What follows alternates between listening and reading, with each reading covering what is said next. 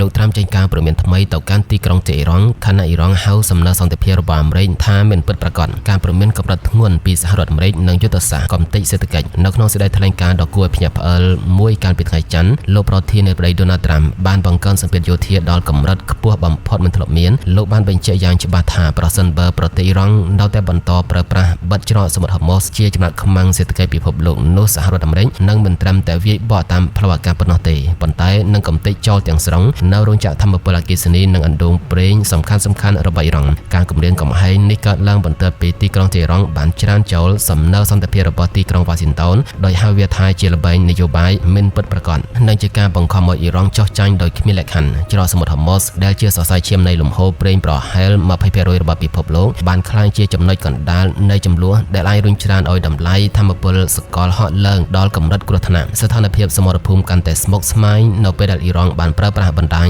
សម្ព័ន្ធមិត្តរបស់ខ្លួនដើម្បីបើកការវាយប្រហារដំណាលគ្នានៅលើទឹកដីអ៊ីស្រាអែលដូចជាក្រុមហ៊ូទីបានបញ្ជូនយានដ្រូនអត្តឃាតនិងមីស៊ីលរយៈចម្ងាយឆ្ងាយសម្ដៅទៅលើទីក្រុងកំពង់ផែរបស់អ៊ីស្រាអែលបើទោះបីជាយោធាអ៊ីស្រាអែលអះអាងថាបានស្ទាក់ចាប់ដ្រូន2គ្រឿងក៏ដោយប៉ុន្តែវាបានបង្ហាញពីសមត្ថភាពរបស់ក្រុមហ៊ូទីក្នុងការចូលរួមសង្គ្រាមពេញទំហឹងចំពោះក្រុមហេសបូឡាបានបាញ់រ៉ុកែតរាប់រយគ្រាប់ចូលទៅភាគខាងជើងអ៊ីស្រាអែលបង្កឲ្យមានការជំនះប្រជាជនក្នុងទ្រង់ទ្រាយធំនិងធ្វើឲ្យប្រព័ន្ធការពារអាកាសឲ្យរំដំធ្វើការលើសចំណុះនិងចំពោះការបាញ់មីស៊ីលផ្លូវពីទឹកដីអ៊ីរ៉ង់ទៅលើប្រទេសអ៊ីស្រាអែលបានក្លាយជាការបំពេញខ្សែបន្ទាត់ក្រហមដែលធ្វើឲ្យសង្គ្រាមនេះលែងជាសង្គ្រាមស្រមោលទៀតហើយជាការឆ្លើយតបកងកម្លាំងការពារអ៊ីស្រាអែលហៅកាត់ IDF បានបើកប្រតិបត្តិការសឹកតាមអាកាសយ៉ាងខ្លាំងក្លាគោលដៅចម្បងគឺហេដ្ឋារចនាសម្ព័ន្ធយោធានៅក្នុងបេះដូងនៃទីក្រុងអ៊ីរ៉ង់ដែលត្រូវបានជឿថាជាមជ្ឈមណ្ឌលបញ្ជាការមីស៊ីលនៅប្រទេសលីបង់ទីក្រុងបេរូតបានក្លាយជាសមុទ្រភ្លើងបន្ទាប់ពីមីស៊ីលអ៊ីស្រាអែលបានកំទេចឃ្លាំងអាវុធនិងទីតាំងយុទ្ធសាស្ត្ររបស់ក្រុមហេសបូឡា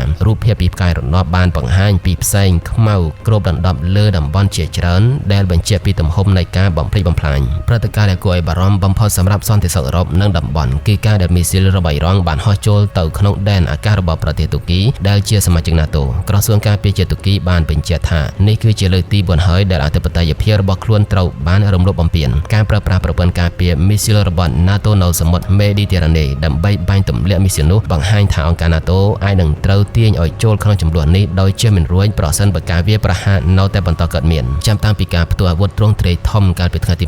28 កុម្ភៈឆ្នាំ2026មកសង្គ្រាមរយៈពេល1ខែនេះបានបន្សល់ទុកនូវផលវិបាកយ៉ាងធ្ងន់ធ្ងរដូចជាមនុស្សរាប់ពាន់នាក់ត្រូវបានសម្លាប់ទាំងយុទ្ធជននិងជនស៊ីវិលក្នុងប្រទេសអ៊ីរ៉ង់អ៊ីស្រាអែលលីបង់និងយេម៉ែនការរំខានដល់ការផ្គត់ផ្គង់ប្រេងពីតំបន់ឈូងសមុទ្រពាក់បានធ្វើឲ្យសេដ្ឋកិច្ចពិភពលោកធ្លាក់ក្នុងភាពមិនច្បាស់លាស់រោងចក្រផលិតកម្មនៅអាស៊ីនិងអឺរ៉ុបចាប់ផ្ដើមកាត់បន្ថយម៉ោងធ្វើការដោយសារតម្លៃអគ្គិសនីឡើងថ្លៃនិងតម្លៃទំនិញប្រើប្រាស់បានហក់ឡើងដែលធ្វើឲ្យប៉ះពាល់ដល់ជីវភាពរស់នៅរបស់ប្រជាជនទូទាំងពិភពលោកមិនត្រឹមតែនៅក្នុងតំបន់ចំនួននោះទេអ្នកវិភាគភូមិសាស្ត្រនយោបាយបានជួលឃើញថាសំណើសន្តិភាពរបស់អាមេរិកត្រូវបានអ៊ីរ៉ង់មើលឃើញថាជាការគៀបសង្កត់ជាងការចរចាស្មើមុខមាត់ការដែលលោកត្រាំប្រើប្រាស់វោហារសាវាយប្រហារលើវិស័យប្រេងបានធ្វើឲ្យអ៊ីរ៉ង់កាន់តែរឹងទទឹងព្រោះវិស័យនេះគឺជាដង្ហើមសេដ្ឋកិច្ចចុងក្រោយរបស់ពួកគេក្នុងកាលៈទេសៈនេះផ្លូវសម្រាប់កិច្ចសន្ទនាហាក់ដូចជាត្រូវបានបិទជិតហើយតំបន់ទាំងមូលកំពុងឈរនៅមាត់ជ្រោះនៃសង្គ្រាមលោកលើកទី3ជារួមពិភពលោកកំពុងតាមដានចំពោះសកម្មភាពបន្ទាប់របស់ទីក្រុងអ៊ីរ៉ង់តើអ៊ីរ៉ង់នឹងសោកចិត្តថយក្រោយដើម្បីរក្សារោងចក្រថាមពលរបស់ខ្លួនឬក៏នឹងសម្រេចចិត្តបិទច្រកសមុទ្រហូម៉ូសទាំងស្រុងដែលជាការប្រកាសសង្គ្រាមសេដ្ឋកិច្ចជាមួយពិភពលោកអ្វីដែលច្បាស់នោះគឺថាចាប់តាំងពីថ្ងៃទី28 កុម្ភៈមកមជ្ឈមបូព៌ាបានផ្លាស់ប្ដូរជារៀងរហូតហើយសន្តិសុខសកលកំពុងស្ថិតក្នុងភាពរង្គោះរង្គើបំផុតក្នុងសតវត្សទី21នេះ